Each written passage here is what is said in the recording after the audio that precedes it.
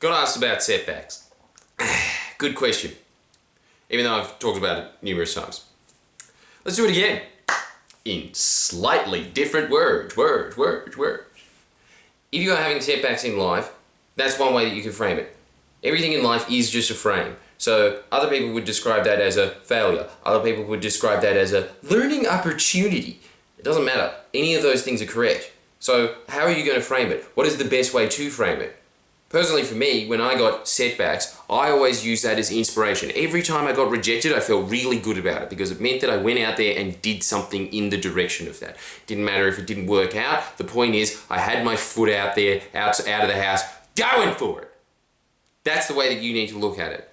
It is just as truthful to say that it is a learning experience as you say that it is a setback. And when you say, oh, it's just a deep learning experience, man, I always just think of like some guy with a bald head that opened up a surf shop and is being interviewed on, Australian Story or something. And it's, it doesn't do it for me. I don't mean like, that made me really learn on that. I think it's just an exciting thing of like, thank you, sir, may I have another?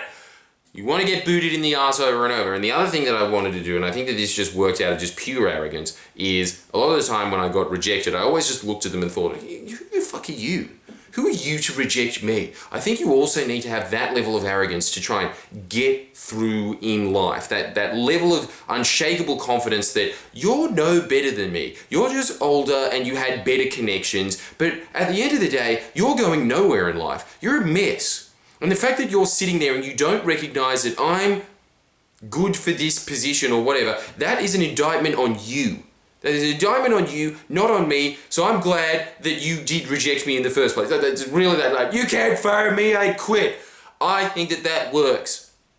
I think that it works in life that you are able to just keep plowing through with unshakable confidence that the reason that you got rejected is because they failed to see the brilliance in you.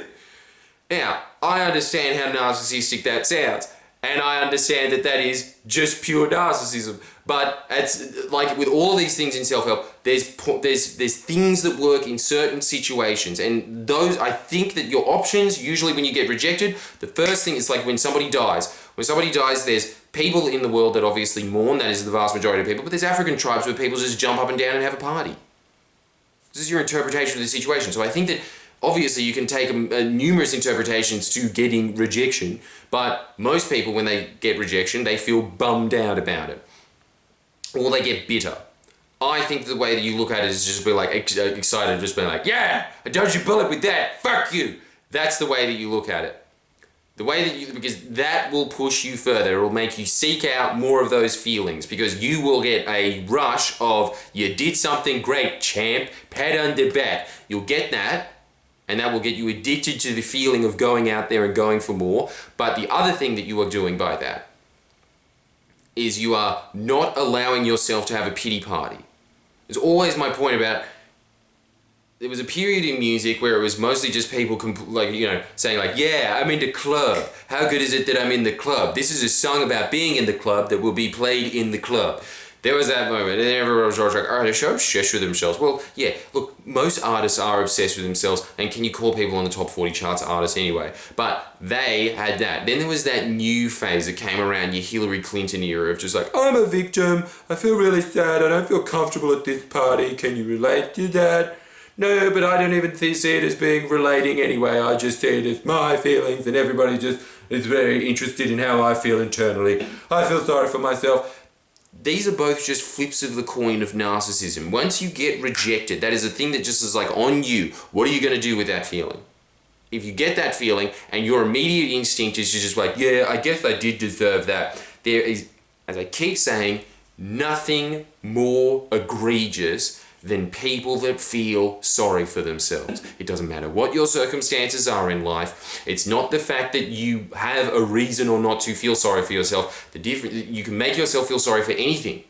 And you can make yourself see everything as like a lesson, no matter how horrendous it is. You could see it as that, Or you could see it as, this is a reason for people to feel sorry for me. And it just keeps going up, because you will see that. There will be people that will be like, see, I do have something to feel sorry for in life. But you look at the rest of their pattern, and because it's just a pattern in their mind, they get reasons to feel sorry for you for everything. It's just like, I ordered a steak and it's cold. They will have that, because that is how their brain is functioning. So other people that see it as just like a learning opportunity and get excited about it. Out of those two top 40 ways of just your unabashed, my life is mad, suck shit, and then the other people that were just like, feel so sorry for myself. Go back and listen to that music. Which one do you like listening to more? Usually gangster rappers being like, yeah, lot of money and ass. That feels better. It feels better even from an external perspective. I think that you'll all agree, there is nothing worse than victimhood complex. And when you're getting these setbacks and rejections, your immediate instinct is to have that.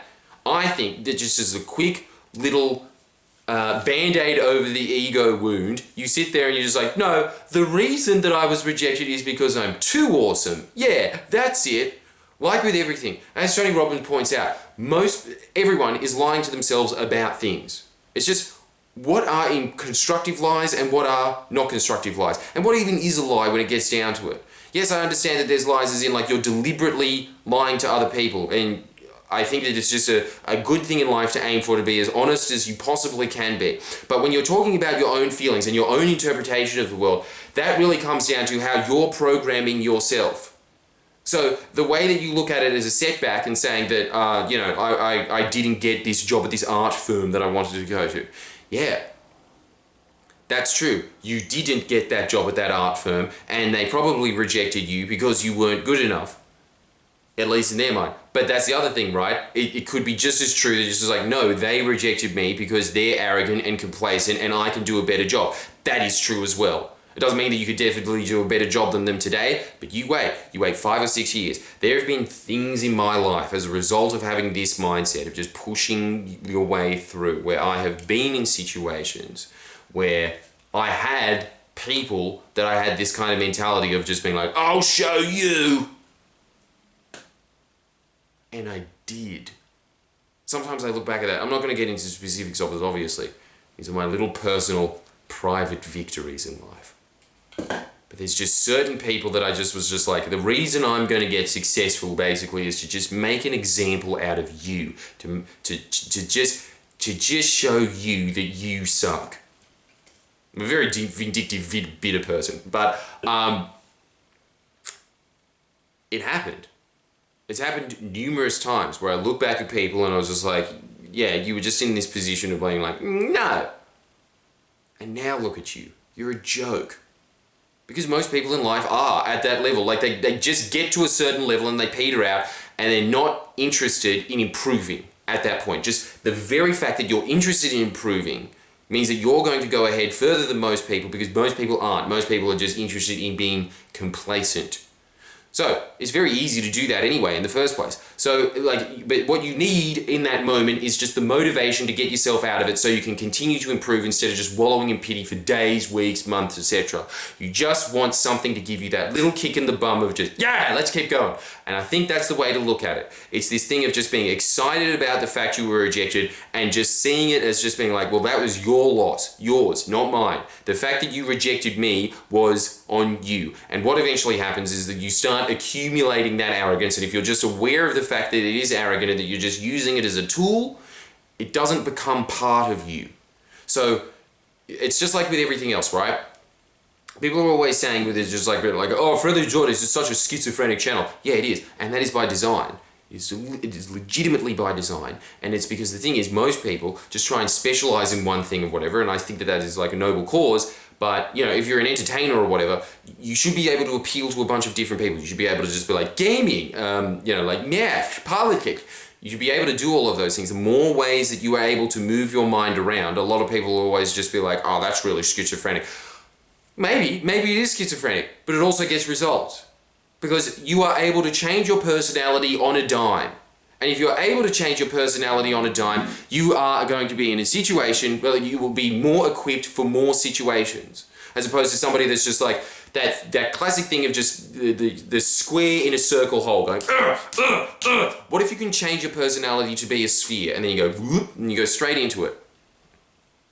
It's the same thing with this. It's just understanding that certain emotions are required for certain situations and then training yourself to have that emotion at that time. So, that's what I'm saying for it. Write down times in your life, homework. 2 things. Just 2 things. That's it. That's all I want from you. Just to get this ingrained in you. You know, this is not going to be very extensive. It doesn't even have to be that much. I just want you to write down very, very quickly 2 times that you were rejected in life. Does it make you feel bad, first off? But the second thing is, even if it doesn't make you feel bad, even if that's the case, I want you to sit there and then just write a couple of sentences about why it was a good thing you were rejected and what they missed out on. That's it. All right. Thank you for your question. Give me more.